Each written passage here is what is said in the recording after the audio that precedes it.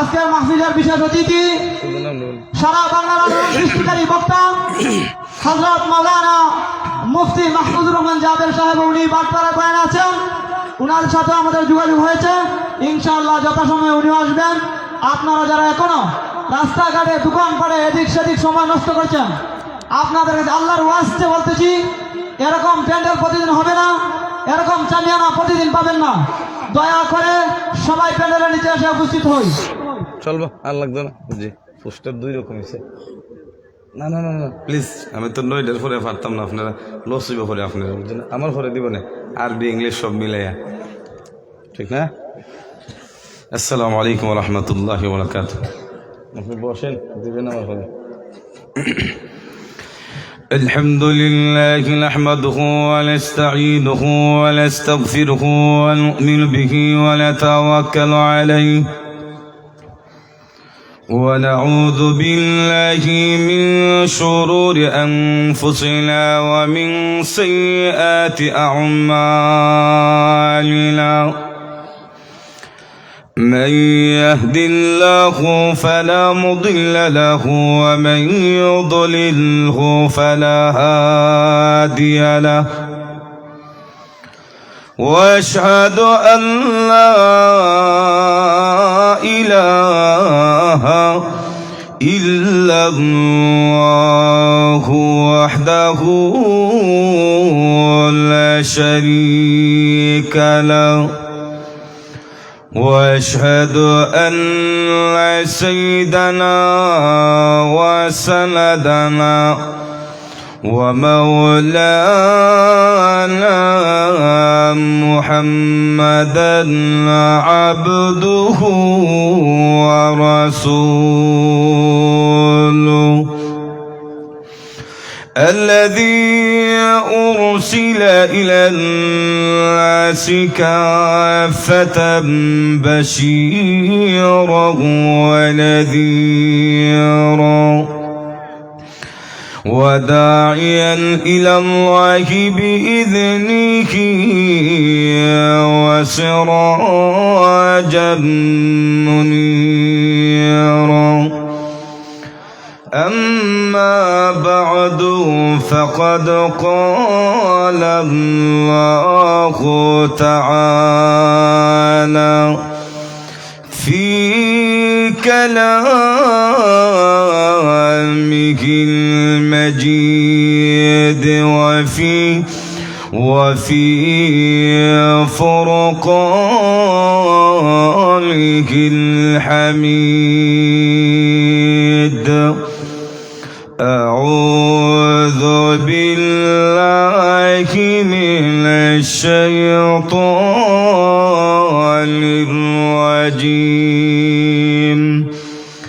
بسم الله الرحمن الرحيم.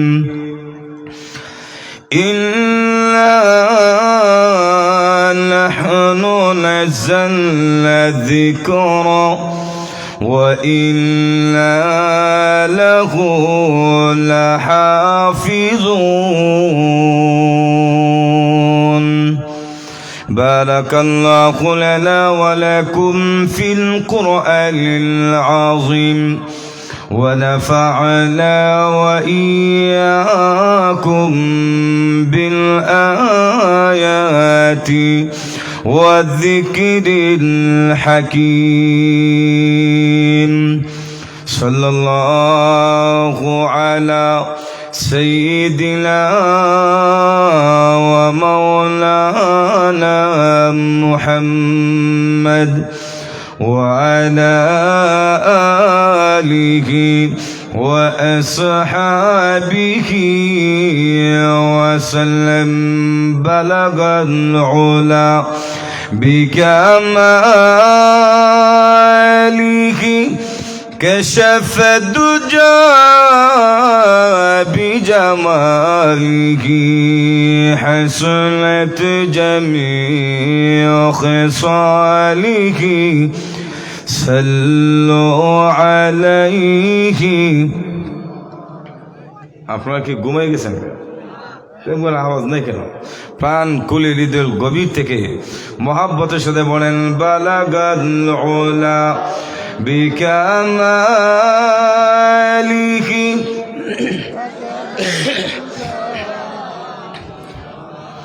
حسنت جميع خصاله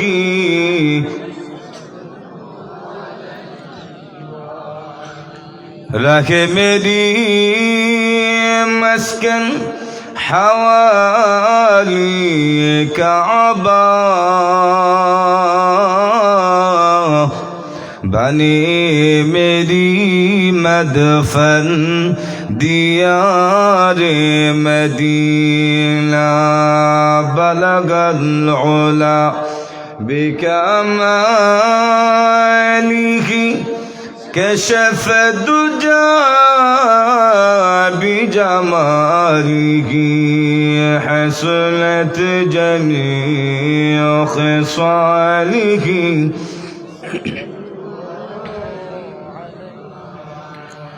শঙ্করপুর উত্তরপাড়া আল আমিন যুব সংঘ তাফসিরুল কোরআন মাহফিলের উদ্যোগে আয়োজিত আজকের ঐতিহ্যবাহী তাফসিরুল কোরআন মাহফিলে সম্মানিত সভাপতি, উপস্থিত সম্মানিত সুধী সমাজ, পর্দার অন্তরালে অবস্থানরত আমার শ্রদ্ধেভাজন মা ও বোনেরা, জি মহান আল্লাহ রাব্বুল আলামিন আমাদেরকে অত্যন্ত দয়া করে দুনিয়াবি কাজ থেকে ফারেক করে আজকের ঐতিহ্যবাহী তাফসিরুল কোরআন মাহফিলে সমবেত হওয়ার তৌফিক দান করেছেন।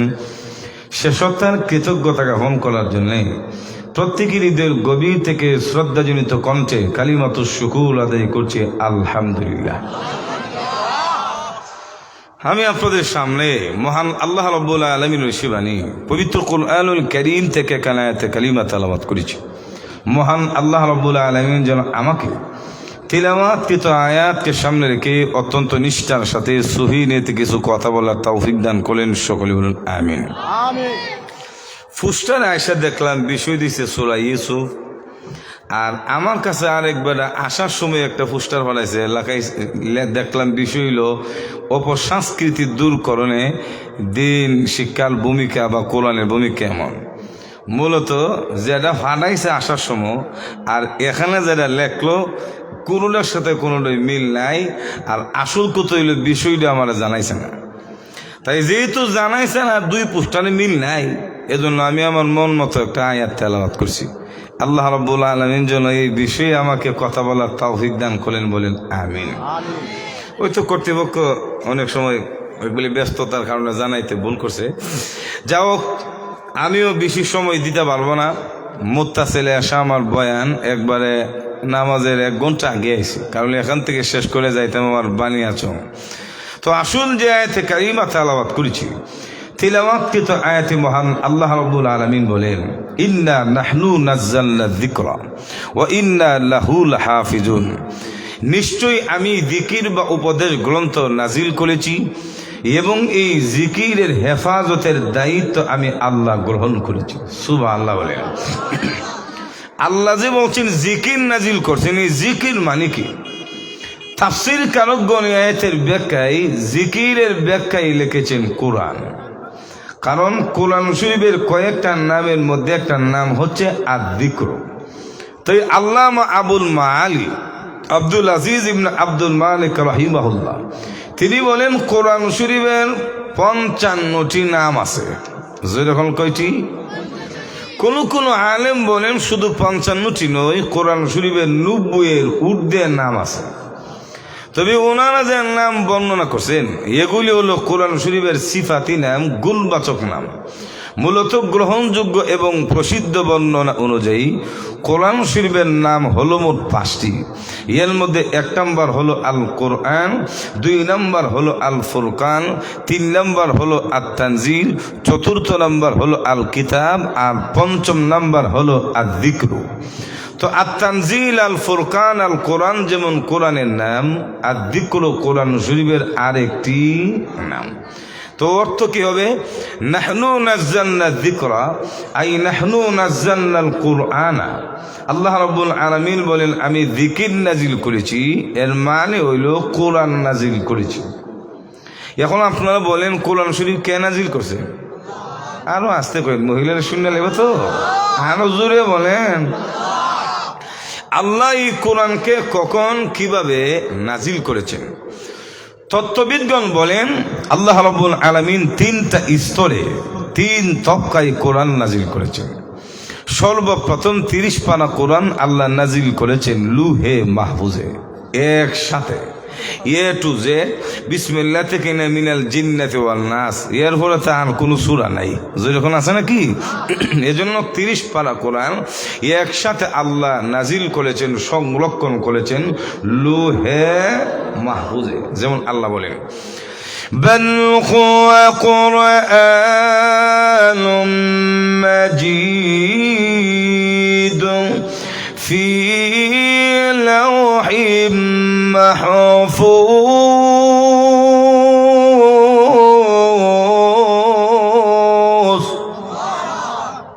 এই সম্মানিত ঐশী মানে কোরআন মাজিদ, যাকে আল্লাহ সংরক্ষণ করেছেন লুহে মাহফুজে। আর দ্বিতীয়বার আল্লাহ এই কোরআনকে নাজিল করেছেন একসাথে বাইতুল ইজ্জতে, রমজান মাসে অথবা লাইলাতুল কদরে। যেরকম কোন মাসে? রমজান মাসে। যেমন আল্লাহ বলেন শাহরু রমাদান আল্লাযী উনজিলা ফীহিল কুরআন।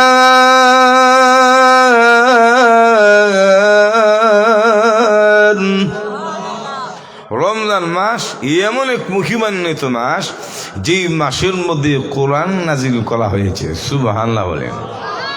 তাহলে কয়বার হইল? 2 বার। কিন্তু তৃতীয়বার একসাথে না, 23 বছরে 30 পারা কোরআন আল্লাহ নাজিল করেছেন। কোন জায়গায় নাজিল করছে বলবো? একটু জোরে বলেন না। নাযালা বিহির রূহুল আমিন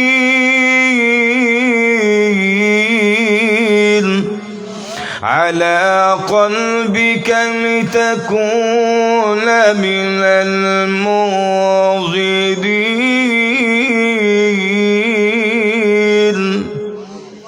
নাযালা বিহির রূহুল আমিন, রুহুল আমিনের মাধ্যমে এই কোরআন নাজিল হয়েছে। রুহুল আমিন কোন রুহুল আমিন? রুহুল আমিন এই জিবরিল আমিন, আশরাফুল মালাইকা হযরত জিবরিল আলাইহিস সালামের মাধ্যমে কখনো 1 আয়াত, কখনো 2 আয়াত, এমন ভাবে পর্যায়ক্রমে 23টি বছরে 30 পারা কোরআন আল্লাহ রাব্বুল আলামিন নাজিল করেছেন। কোথায়? আলা কলবিকা, আই আলা কলবে মুহাম্মাদিন সাল্লাল্লাহু আলাইহি ওয়াসাল্লাম, বিশ্ব মানবতার মুক্তিদূত, ইমামুল মুরসালিন, খাতামুন নবীন মুহাম্মদুর রাসূলুল্লাহ সাল্লাল্লাহু আলাইহি ওয়াসাল্লামের সিনা মুবারকে নাজিল করেছেন। কয়বার হইছে? একটু জোরে খুব গানা সাহাবা। এই 3টা স্তরে আল্লাহ কোরআন নাজিল করে। আল্লাহ রাব্বুল আলামিন বলেন এই কোরআনের হেফাজতের দায়িত্ব আমি আল্লাহ গ্রহণ করেছি। সুবহানাল্লাহ বলেন। ওয়া ইন্না লাহু লাহাফিজুন।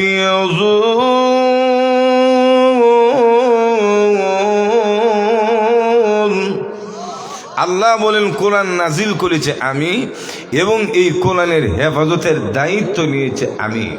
আল্লাহ হেফাজতের দায়িত্ব নেওয়ার কারণে যুগ যুগ ধরে, শতাব্দীর পর শতাব্দী এই কোরআনের বিরুদ্ধে ষড়যন্ত্র করার পরও কোরআন যেমন ছিল এমনই আছে, এমনই থাকবে। এই বিশ্ব থেকে কোরআনের লাট নিবাইতে কেউ পারে নাই, পারবেও মজুর এখন ঠিক না, কারণ দায়িত্বটা কার হেফাজতে? আল্লাহ। এজন্য উতবা, শাইবা, নজির ইবনে হারেস, ওলীদ ইবনে মুগীরা, আবু জাহেল সহ তখনকার সময়ের সকল সন্ত্রাসীরা, কোরআন বিদ্বেষীরা কোরআনের বিরুদ্ধে ষড়যন্ত্র করলো, সফল হতে পারে নাই, ভবিষ্যৎ পারবে না। একটু জোরে বলেন ঠিক কিনা? কাসাসুল আম্বিয়াতে লেখে হযরত উমর রাদিয়াল্লাহু তাআলা এই বিশ্ব থেকে কোরআনের লাট নিবানোর ষড়যন্ত্রে লিপ্ত ছিল। হযরত উমর ভাবছে যে কোরআন ধ্বংস করতে হলে মুহাম্মদুর রাসূলুল্লাহকে আগে মারতে হবে। মজুর এখন ঠিক না, কারণ কোরআন যার উপরে নাজিল হয়েছে যিনি শিক্ষা দেন, জোর এখন ঠিক না, ওনারে যদি মারা যায় তাহলে তো আর কোরআনের লাইট আর থাকবে না। পাওয়ার হাউস যেখান থেকে বিদ্যুৎ উৎপাদন হয়, ওই বিদ্যুৎ ফ্যাক্টরি যদি মনে করেন বিদ্যুৎ অফিস যদি উড়াইয়া দেয় তাহলে তো আর লাইট ধরাইলে কোনো কাজ হইতো না, আলো হইতো না, যদি এখন ঠিক না। এজন্য বিশ্ব নবীকে যদি মারা যায় কোরআনও পৃথিবীতে থাকবে না। কিন্তু উমর তো জানে না এই কোরআনের লাইট যে আল্লাহ জ্বালিয়েছেন, এই কোরআনের হেফাজতের দায়িত্ব যে আল্লাহ নিয়েছেন, বিশ্ব নবীর হেফাজতের দায়িত্ব সে আল্লাহ গ্রহণ করেছেন। একটু জোরে এখন না, আল্লাহ বলেন ওয়াল্লাহু ইয়াসিমুকা মিনান নাস,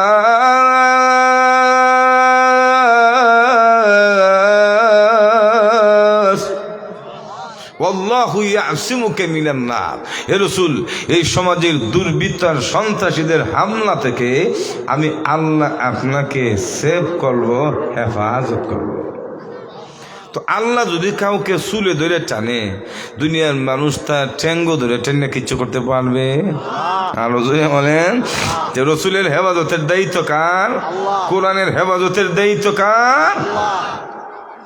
হযরত উমর ভাবছে নবীরে মাইরা কোরআন হটাই দিবে, এজন্য এই প্ল্যান প্রোগ্রাম করে চূড়ান্ত সিদ্ধান্ত গ্রহণ করে আল্লাহর রসুলকে মানার জন্য সুযোগ খুঁজতেছে। তো খুঁজতে হঠাৎ করে একদিন দেখে আল্লাহর হাবিব রাতের গভীরে সমাজের মানুষ যেই সময় ঘুমন্ত থাকে, ঘুমিয়ে আছে, এমন একটা নিরিবিলি নিস্তব্ধ পরিবেশে গভীর রজনীতে আল্লাহর রসুল রাস্তা দিয়ে হাঁটে। উমর মনে মনে ভাবলো এই সুযোগে তারে মারলে অন্তত সমাজের মানুষও কেউ দেখবে না, আমি যে মাসি আমার বিরুদ্ধে কোর্টে সাক্ষী দিবার লোকও থাকতো না। মজুর এখন ঠিক আছে, দেখলে না সাক্ষী দিতেন, না দেখলে সাক্ষী দেওয়া যায়। আরো জোরে বলেন দেওয়া যায়? হ্যাঁ দেওয়া যায়। বিগত দিনে অনেকে দিছে। 17 বছর পর্যন্ত এই দেশে জুলুম, নির্যাতন, শোষণ যারা করেছে, কথায় কথায় আলেম ওলামাকে জঙ্গিবাদী, মৌলবাদী বলে যারা ট্যাগ লাগিয়েছে, যখন ঠিক না, ইসলামের পক্ষে এবং ভাস্কর্যের নামে মূর্তি স্থাপনা করার ক্ষেত্রে যারা বাধা দিয়েছে, আল্লামা মামুনুল হক সহ হাজার হাজার আলেম দেশপ্রেমিক ইসলামের সৈনিকদেরকে মিথ্যা মামলা দিয়েছে। কথা বলেন ঠিক কিনা? মিথ্যা সাক্ষী দিয়া।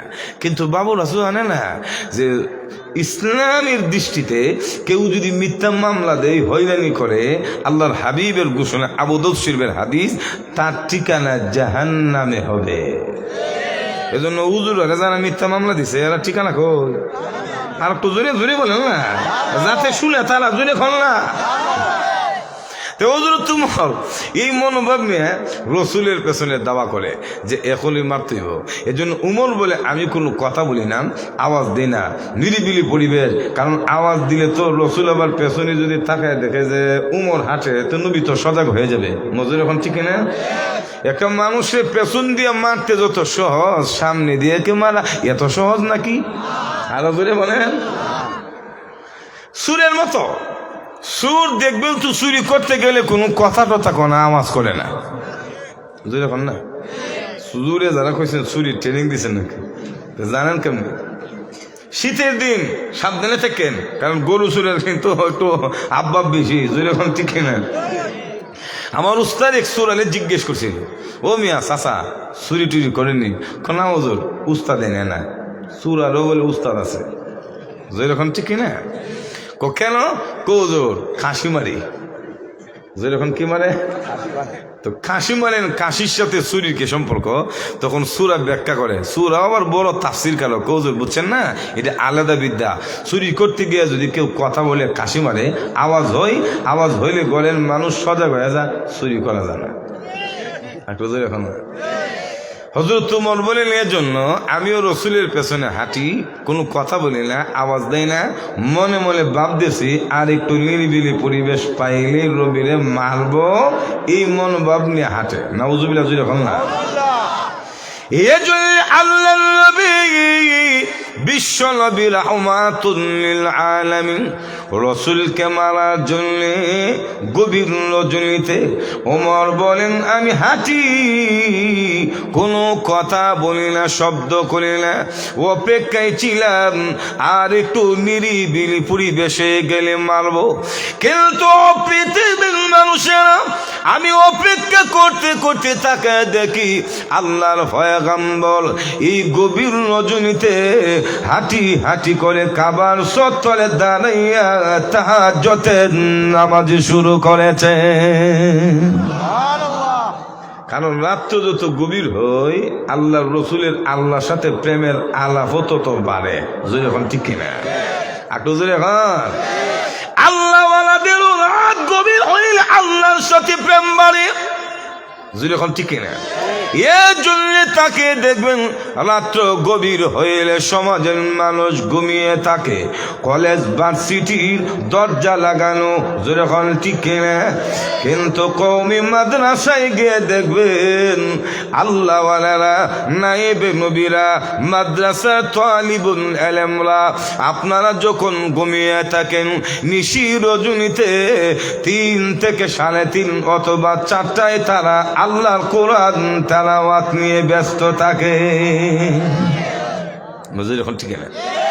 সমাজের মানুষ ঘুমিয়ে আছে, স্কুল বন্ধ, কলেজের দরজা বন্ধ, ভার্সিটির দরজা বন্ধ, ছাত্ররা ঘুমিয়ে আছে।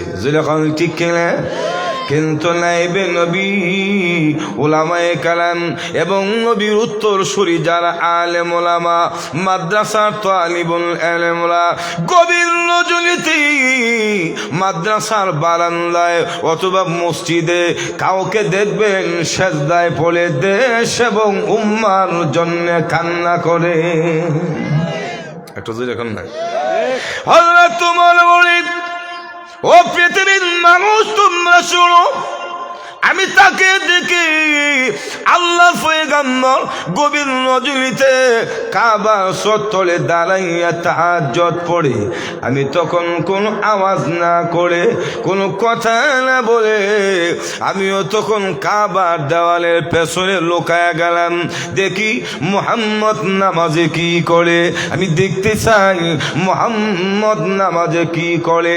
হযরত ওমর বলেন এমনি আমি গভীর মনোযোগ দিয়া শুনি আল্লাহর নবী মুহাম্মদ আরবি এই গভীর রজনীতে তাহাজ্জুদের ভিতরে গুনগুন সুরে কি যেন তেলাওয়াত শুরু করেছে। নামাজও কিতা তেলাওয়াত করে, ক ক গ গ এবিসিডি হলে না কিতা একটু জোরে এখন না, কোরআন জোরে এখন না, আল কোরআন জোরে এখন কি।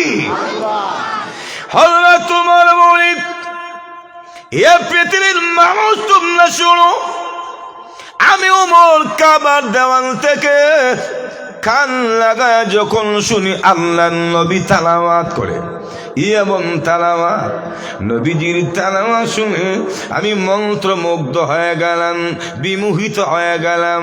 আর হবে না কেন, করে তো কোরআন তেলাওয়াত। আর কোরআন তেলাওয়াতটা করছেন কে? আল্লাহর নবী। কারণ বিশ্ব নবী রাহমাতুল লিল আলামিনের তেলাওয়াত এটা পৃথিবী বিখ্যাত তেলাওয়াত। রসুলের কণ্ঠ জগৎ বিখ্যাত কণ্ঠ। যখন ঠিক না এই পৃথিবীতে যত কণ্ঠ শিল্পী থাকুক না কেন, আল্লাহর কসম বিশ্ব নবীর মতো এত শ্রুতি মধুর কণ্ঠ আল্লাহ কাউকে দান করে নাই। আল্লাহর নবীর কণ্ঠ কত মধুর দুনিয়াতে বুঝবেন না, বুঝবেন সেই দিন জান্নাতে যাবেন যেদিন। সুবহানাল্লাহ। হুজুর ও মাহদি সাহেব জান্নাতে গিয়ে কেমনে বুঝবো? বলে জান্নাতে বুঝবেন, কারণ জান্নাতের ভেতরে বিশাল বড় একটা সমাবেশ হবে। সুবহানাল্লাহ বলে। ওই সমাবেশের সভাপতি হবেন আল্লাহ, আর প্রধান অতিথি হবেন মুহাম্মাদুর রাসূলুল্লাহ। সুবহানাল্লাহ বলে। আল্লাহ রব্বুল আলামিন ওই দিন নিজে সূরা রহমান তেলাওয়াত করবেন। আর রহমান আল্লামাল কোরআন খলাকাল ইনসান। আল্লাহ তখন আর রহমান বলবে না, আল্লাহ বলবেন আনার রহমান। সুবহানাল্লাহ, বাড়িতে হইেন একটু জোরে এখন না। আল্লাহ বলবে আনার রহমান আল্লামাল কোরআন খলাকাল ইনসান আল্লামাহুল বায়ান। বান্দারে, দুনিয়াতে শুধু জীবন ভর শুনেছ রহমান যিনি কোরআন শিক্ষা দিলেন তিনি, রহমান যিনি মানুষ সৃষ্টি করলেন তিনি, রহমান যিনি ভাষা শক্তি দান করলেন তিনি। রে বান্দা, রহমানের নাম শুনেছ, রহমানকে দেখো নাই, আনার রহমান, আমিও রহমান। সুবহানাল্লাহ, তো দেখুন না। আল্লাহ রাব্বুল আলামিন সূরা রহমান তেলাওয়াত করে বিশ্ব নবীকে যখন বলবেন, ওগো প্রধান অতিথি, আপনি আমার কোরআন শরীফ থেকে সূরা ইয়াসিন তেলাওয়াত করে শোনাইয়া দিন। একটু জোরে এখন।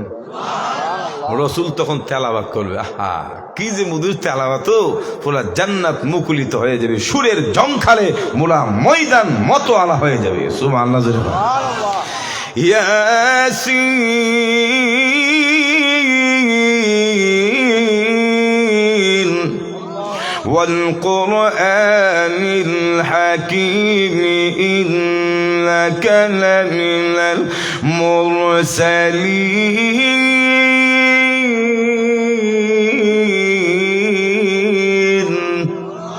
একটু জোরে বল না। যাক, আমি সেদিকে যেতে চাই না। আল্লাহ রাব্বুল আলামিন তেলাওয়াত করবেন সূরা রহমান, রাসূল করবেন সূরা ইয়াসিন। জোরে কোন ঠিক কিনা? ওই দিন বুঝবেন নবীর তেলাওয়াত কালে কয়, কণ্ঠ কাকে বলে। যা হোক, আসুন হযরত ওমর বলেন, ও পৃথিবীর মানুষেরা, আমি নবীজির তেলাওয়াত শোনার পরে মন্ত্রমুগ্ধ হয়ে গেলাম, বিমোহিত হয়ে গেলাম।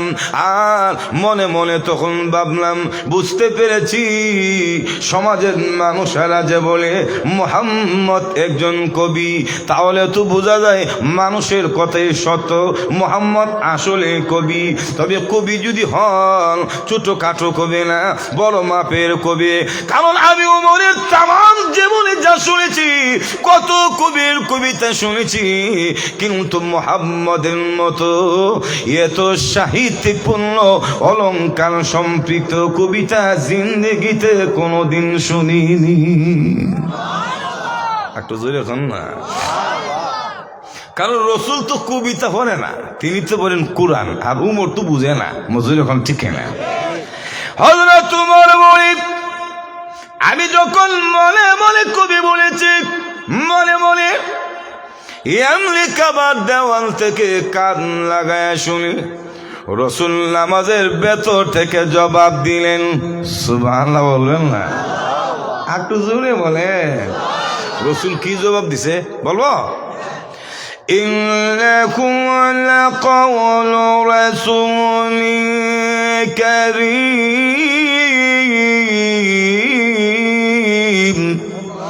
ওয়া মা হুয়া বিকাওলি শাঈর قليلا ما تؤمنون।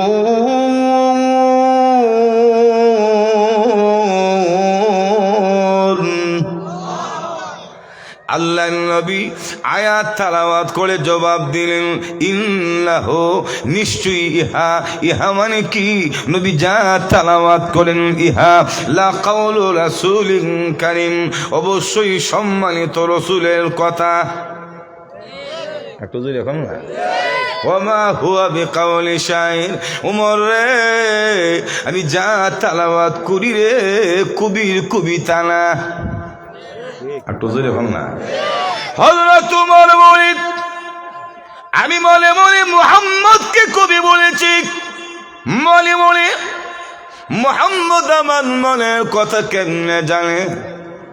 সুবহানাল্লাহ জোরে কর। আমি যদি এখানে মাইক দিয়া বলে শঙ্করপুর এলাকার মানুষ ভালো না, তো আপনারা বলবেন মাহাদি সাহেব হুজুর কেন ভালো না, আদর কি কম করছি নাকি? বুঝলি এরকম ঠিক না, কিন্তু মাইক দিয়ে না কয়ে যদি মনে মনে বলি যে বালা না, তো আপনারা কিন্তু বুঝবেন না, কারণ মনের খবর বুঝার মতো কোনো যন্ত্র বিজ্ঞান এখনো বের করতে পারে নাই, পারবেও এখন হযরত মনে মনে আমি মনে মনে কবি বলেছি মুহাম্মদ আমার মনের কথা কেমনে জানে গো? তাহলে বোঝা যায় মুহাম্মদ কবি না, জ্যোতিষ বা গণক সারা কেউ না। আগে আরবের মধ্যে কিছু হইল সুবহানাল্লাহ, গণকের কাছে যাইতো গিয়া গণ্য গণ্য হইতো কিতা দেখছে, কিতা ভবিষ্যতে কপালা আছে, মজুরি এখন ঠিক না। আরব কেন আমরা দেশের মধ্যে আসছিল, কোথাও যেন গ্রামগঞ্জে বিভিন্ন জায়গায় দেখতাম কাঁধে ব্যাগ লাগায়া সন্ন্যাসীরা গণকরা যাইতো, আর হাতের আঙ্গুলের রেখাগুলি দেখে ভবিষ্যৎবাণী দিত কার কপালে কে আছে। এখন ঠিক না। আর মানুষই গিয়ে বলতো যে উস্তাদ আমার ছেলের হাতটা দেখেন তো, ছেলেটা কুয়েত যাইতে পারবে কিনা, ছেলে কুয়েত যাইব না কলকাতা থেকে গুইরাইব, এটা গণক না, গণকের দুলাভাই তো জানে না। মজুর এখন ঠিক না, জানেন কে? যদি আপনি বিশ্বাস করেন পৃথিবীর কেউ আপনার ভাগ্যের খবর জানে, ইমান থাকবো। আর জনে বলে এগুলি আগে খুব বেশি চলাচুরি ছিল, কিন্তু যখন এই দেশের মধ্যে ওলামায়ে হক, ওলামায়ে দেওবন্দ, বিশেষ করে কওমি মাদ্রাসা যখন ধীরে ধীরে বুঝেন গ্রামগঞ্জে বিভিন্ন জায়গায় বাড়তে শুরু করেছে, তখন গণকরা গাঁটটি ফুসকা লয়া গিয়া সুরমা নদী অথবা আপনার হবিগঞ্জের খোয়াই নদীতে গিয়ে ডুদিছে। একটু জোরে এখন ঠিক না। আল্লাহ নবী বিশ্ব নবী বলেন আমি কবিরা, ওমর বলেন কবিলা হইল তিন গণক সারা কেউ না, কারণ মনের কথা বোঝে। মজুর এখন ঠিক না। আল্লাহ নবী বিশ্ব নবী রাহমাতুল লিল আলামিন রসুলকে যখন আবার বলল গণক, মনে মনে রসুল তখন আবার জবাব দিলেন। বলবো কেমনে জবাব দিছে? وما هو بقول شاعر قليلا ما تؤمنون وما هو بقول كاهن قليلا ما تذكرون।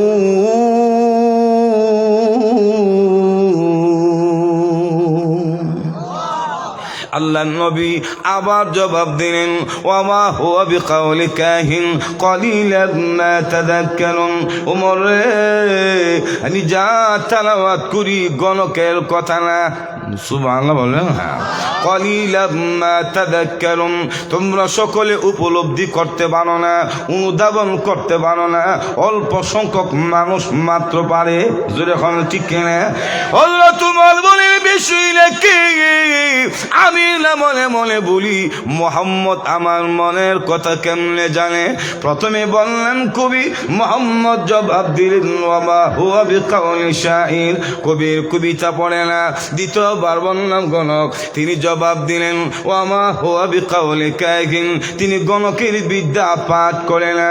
তিনি কে গো? গণক না, কবিও না, কবিও না, গণক না। তাহলে তিনি কি পাঠ করেন? কি পাঠ করেন? মনে মনে প্রশ্ন করলে এমনি আল্লাহ নবী আবার জবাব দিলেন। কি জবাব দিছে বলবো নি? একটু জোরে বল না। তানজিলুম মির রাব্বিল আলামিন,